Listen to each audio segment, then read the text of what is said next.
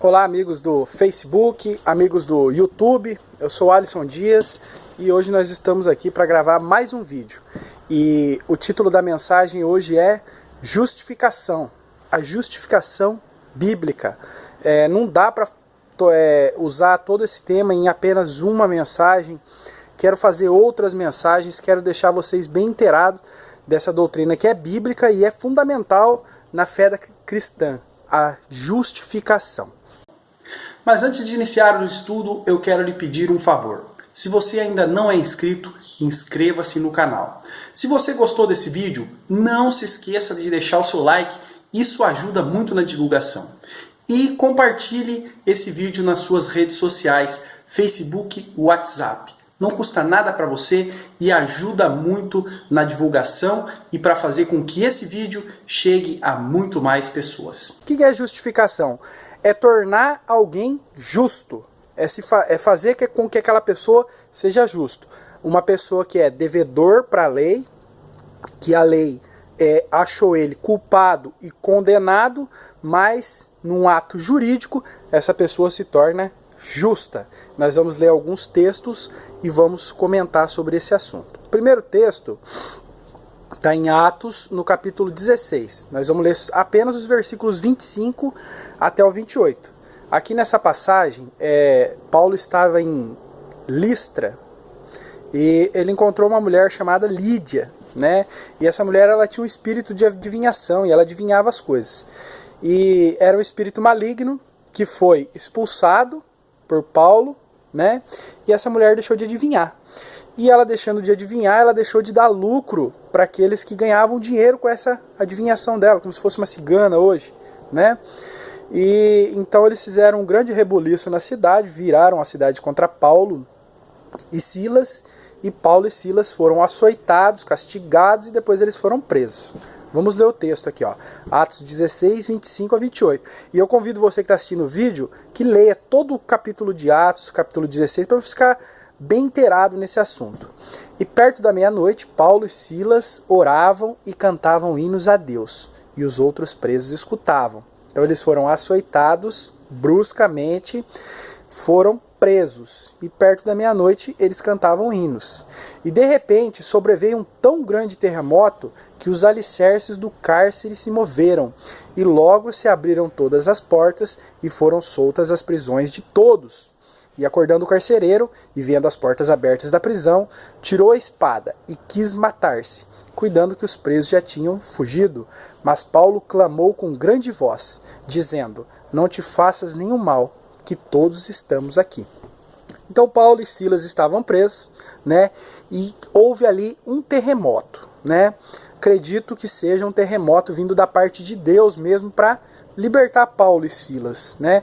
Porque aquela região ali é uma região bem firme, né? Onde aconteceu esse terremoto é uma região que não registra muitos terremotos. Então acredito que seja aí uma libertação vinda de Deus. E quando o carcereiro viu que todas, né, aquele que cuidava da prisão, viu que todas as portas foram abertas, ele saca a sua espada para se matar. Por quê? Porque se os presos fugissem, ele ia cumprir a pena deles, né? Então, os presos, muitos tinham pena de morte. Então o carcereiro falou: se eles não morrerem, eu tenho que morrer no lugar deles, porque alguém tem que cumprir essa pena, né? Então, essa é a justificação, né, que a gente fala bíblica. Se Paulo escapasse, o carcereiro morreria em seu lugar, porque a lei tinha que ser cumprida, a justiça tinha que ser feita, né? Mas Paulo diz assim para ele, ó, dizendo: não te faça nenhum mal, que todos estamos aqui. Paulo, né, conhecedor do Evangelho, da vontade de Deus e do nosso Senhor Jesus Cristo, ele falou: não, eu não vou aceitar que outra pessoa morra em meu lugar, né? O único que pode morrer em meu lugar é o Senhor Jesus Cristo, né? Então, não faças mal nenhum. Então Paulo salva a vida do carcereiro, que morreria no lugar dele, né? Então é importante a gente falar da justificação e falar também de como era naquela época, como os crentes daquela época do primeiro século enxergavam essa doutrina, né? Que eles sabiam que aquele condenado, para que ele pudesse ser livre da condenação, ele precisava que outro morresse em seu lugar. Atos capítulo 12 também fala do apóstolo Pedro. O rei Herodes estava perseguindo os cristãos, matou Tiago. E quando ele matou Tiago, os judeus se agradaram. Então ele viu aí uma possibilidade política de aumentar a sua popularidade, matando os cristãos. Então ele prendeu o apóstolo Pedro, né? E Deus queria que o apóstolo Pedro continuasse livre para poder pregar o evangelho, para poder continuar a dar prosseguimento na obra de Deus. Então Deus liberta Pedro de uma forma incrível. Vamos ler, ó, Atos 12, 7 a 10. Também convido você a ler todo o capítulo 12. E eis que sobreveio o anjo do Senhor e resplandeceu uma luz na prisão. E tocando a Pedro na ilharga, o despertou, dizendo: levanta-te depressa. E caíram-lhe das mãos as cadeias. E disse-lhe o anjo: cinge-te a tuas alparcas, e assim ele o fez. Disse-lhe mais: lança às tuas costas a tua capa, e segue-me. E saindo o seguia, e não sabia que era real o que estava sendo feito pelo anjo, mas cuidava que via alguma visão. E quando passaram a primeira, a segunda guarda, chegaram à porta de ferro, que dá para a cidade, a qual se lhes abriu por si mesma. E tendo saído, percorreram uma rua, e logo o anjo se apartou dele. E Deus usa essa estratégia, né? Essa não é uma estratégia, mas ele usa um poder sobrenatural enviando o anjo para libertar Pedro. E Pedro escapa da prisão. Pedro, como nós falamos, se você ler lá no comecinho do capítulo 12, Herodes estava matando mesmo os cristãos. Então a sentença de Pedro era de morte. E Pedro, dessa vez, com a ajuda do anjo, ele realmente escapou, né? Então quer dizer, ele escapou da pena de morte, mas a lei precisava ser cumprida. Mesmo assim, se Pedro não está aqui, alguém vai ter que morrer no lugar dele. E assim foi. Nos versículos 18 e 19 desse mesmo capítulo diz assim: e sendo já dia, houve não pouco alvoroço entre os soldados sobre o que seria feito de Pedro. Quando amanheceu o dia, eles perceberam que Pedro não estava lá. Ele falou: e agora? O que nós vamos fazer? Né? E quando Herodes o procurou e não achou, feita inquirição aos guardas, mandou-os justiçar. É isso que ele fez. Herodes foi lá: Pedro não está aqui? Não. Então, vocês vão morrer no lugar dele. Essa é a doutrina da justificação. A lei nos torna culpados, porque todos nós desobedecemos a lei. Todos nós pecamos, todos nós erramos na nossa vida, sem exceção. Todos os seres humanos pecam e erram. Então nós somos culpados. Então, e nós não conseguimos também cumprir a lei. Nós sempre falhamos em algum ponto. É claro que o cristão verdadeiro, ele quer cumprir a lei, ele quer andar de acordo com a vontade de Deus, mas não consegue 100%. Então a lei nos acusa, né? Porque está escrito na Bíblia: o salário do pecado é a morte. Então a lei nos acusa de morte e nós não conseguimos cumprir ela. Então o nosso lugar, o que nós merecemos perante a lei é morrer, né? Morrer, ou seja, ser condenado, ser lançado no inferno, porque não obedecemos a lei de Deus 100%, nós erramos em algum ponto. Então, como escapar dessa morte, né? Assim como Pedro escapou, nós precisamos que alguém morra no nosso lugar. Essa é a doutrina da justificação, é cumprir, saciar a vontade da lei, que a lei manda que morra, que matem, né? Mas sem morrer. A única forma é alguém tomando o nosso lugar.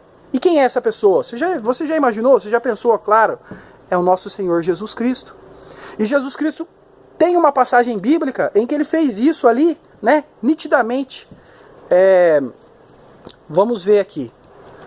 Está no Evangelho de Lucas, capítulo 23, vamos ler 18 a 25, né? Quando Jesus estava sendo julgado por Pilatos, e Pilatos queria libertá-lo porque sabia que ele era inocente, né? Mas não tinha jeito. Vamos ler. Mas toda a multidão clamou como a uma, dizendo: fora daqui com este, e solta-nos Barrabás, o qual fora lançado na prisão por causa de uma sedição feita na cidade e de um homicídio. Falou, pois, outra vez Pilatos, querendo soltar a Jesus, mas eles clamavam em contrário, dizendo: crucifica-o, crucifica-o. Então ele pela terceira vez lhes disse: Mas que mal fez este? Não acho nele culpa alguma de morte. Castigá-lo-ei e soltá-lo-ei. Mas eles estavam com grandes gritos, pedindo que esse fosse crucificado. E os seus gritos e os dos principais sacerdotes prevaleciam. Então Pilatos julgou que devia fazer o que eles pediam. E soltou-lhes o que fora lançado na prisão por uma sedição e homicídio, que era o que pediam, mas entregou Jesus à vontade deles. Então o que aconteceu aqui? Barrabás era um criminoso, fazia sedição contra o governo romano, homicídio, né, um homicida. Ele merecia a condenação, porque ele era pecador, ele era transgressor da lei romana, ele merecia ser morto, crucificado, que era a pena de morte daquela época, né? Mas o que acontece aqui? Jesus toma o lugar dele. Pilatos não viu pecado nenhum nele. Olha que Pilatos insistiu 3 vezes com ele, ó.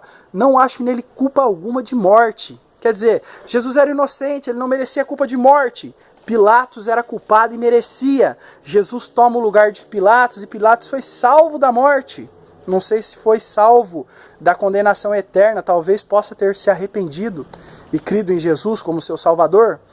Então, Jesus toma o lugar dele na lei, cumpre aquela pena de morte que estava reservada para Barrabás, e Barrabás é livre, é solto, é salvo, e Jesus é condenado no lugar dele.